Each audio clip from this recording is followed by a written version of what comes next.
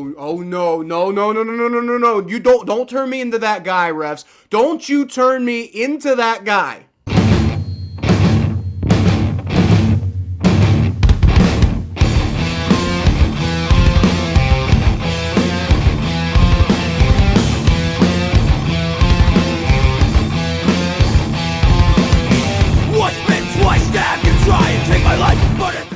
Merry Christmas, Bengals fans. I'm Kyle Phelps, and the Cincinnati Bengals are gonna give me a fucking ulcer.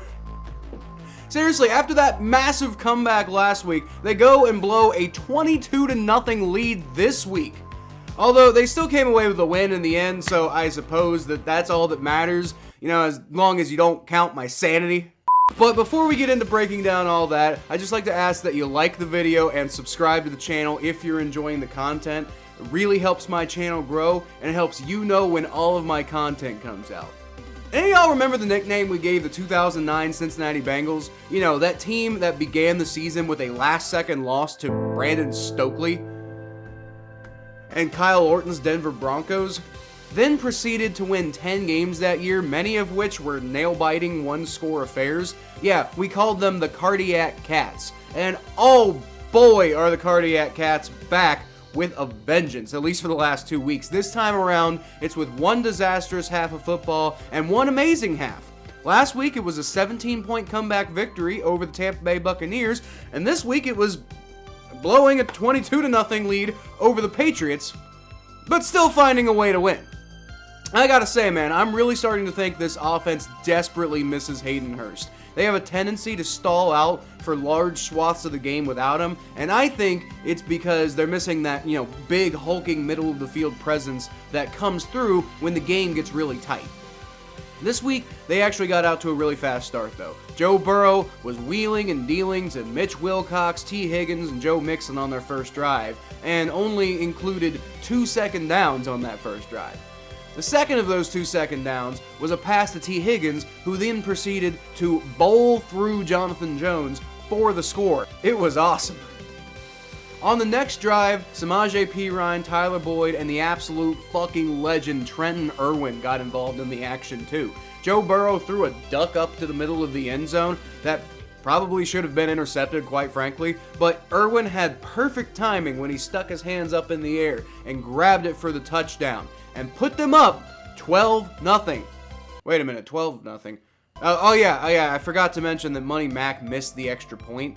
The first of what would have normally been a really concerning day for the Bengals' young star kicker.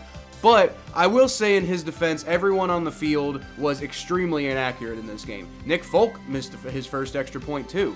Joe Burrow and Mac Jones were misfiring easy passes all day. I kind of figured it probably had something to do with the 21-mile-an-hour winds and the -8-degree weather. It's like, no excuses, he still needs to do better, but I'm not quite so worried about this one game, considering that for the most part, he's still been pretty money. On that note, though, the Bengals defense looked incredible early in this game with pressure on Mac Jones seemingly every other play, and the Bengals got a field goal on their next drive, going up 15-0. And then on the next drive, Joe Burrow threw a wildly inaccurate pass on what appeared to be a short curl route to Tyler Boyd that was intercepted by Devin McCourty. This is what I was saying about the wind and the temperature and the inaccuracy. 99 out of 100 times, Joe Burrow does not make that pass. But today he did, and you know, you just gotta live with that. Luckily, the defense kept their cool and forced the Patriots to punt the ball, and the Bengals got another Trenton Irwin touchdown on the last drive before the half, 22-0 at halftime. But somehow it ain't over yet, folks. As much as I talked all stream, at least in the second half, about stress-free football, the Bengals found some way to bring the Patriots right back into the damn game. The Bengals defense continued playing well, but the offense was struggling in the third quarter, capped off by one of the worst passes I've ever seen Joe Burrow throw in his life. Another interception, this time straight to Marcus Jones for a 69-yard pick six. But remember that missed extra point from Nick Folk? Yeah, that was on this drive. So the Bengals offense sucked on the next drive, and the defense fell apart. So now suddenly it's 22-12 after a failed 2-point attempt from Mac Jones to Kendrick Bourne. I'm still not feeling too stressed at this point, but then Money Mac misses a 43-yard field goal, and this game is kind of going against what I thought was going to happen. The defense is playing well, though, and holy shit, they forced Mac Jones to fumble, and Jermaine Pratt returned it for a touchdown! Let's go, this fucking team, guys! I'm telling you, never count them out in any situation. Ah! Wait, hold on, that was a fumble, right? Yeah, and they blowed the play dead, and Jermaine Pratt, they had a clear recovery and got in the end zone. Why is Bill Belichick challenging this? Oh no. You don't turn me into that guy, refs. Don't you turn me into that guy. Incomplete pass, my you stupid ref. I swear to God. Are you kidding me? That was the most fumblest fumble I've ever seen in my life. Are you kidding me? What? How is that not? You are out of your mind. What are these refs on today? Are you kidding me? What are you talking about? Not a fumble? You have got to be out of your mind!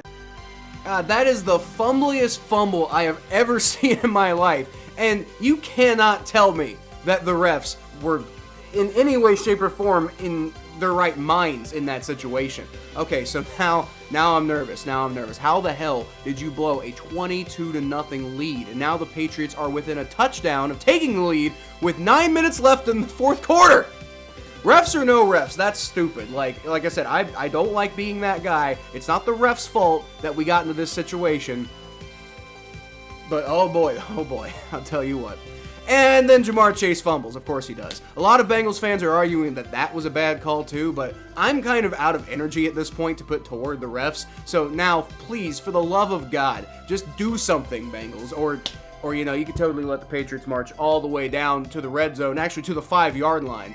But hey, wouldn't you know it though, Von Bell comes through with the strip on Ramondre Stevenson, and this fumble actually counts this time. BJ Hill recovers it, and now there's 55 seconds left in the game. The Bengals have the ball. All they got to do is get a couple first downs, and it's over.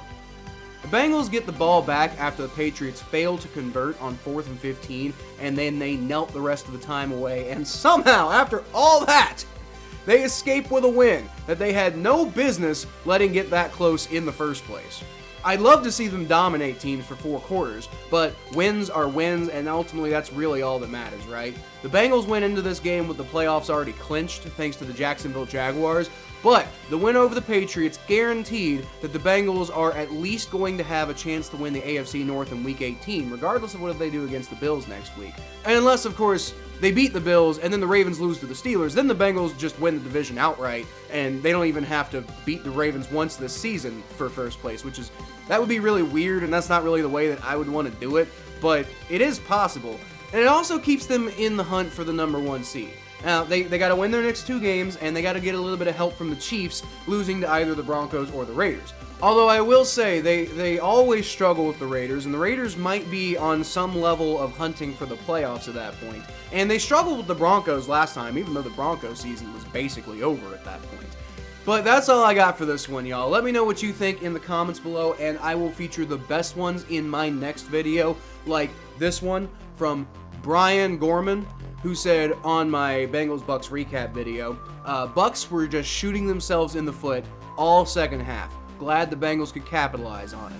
And I'm really glad for that too, Brian. They've been having some ugly wins lately, but winning these games shows a certain level of tenacity, grit, and determination that feels like a championship team to me. Anyway, thanks for commenting, Brian. I appreciate you. That's all I got for this one, y'all. Don't miss the power rankings on Tuesday. Until then, y'all can always find more of what I do at KylePhelps92 on Twitter, Facebook.com/ThePhelps, ATBNetwork.com, Butt Fumble Sports, the Battle of Ohio podcast, which has its own YouTube channel, and right here if you subscribe. But that's all I got for this week, everyone. I'll leave y'all with a Merry Christmas, and as always, with a hooday!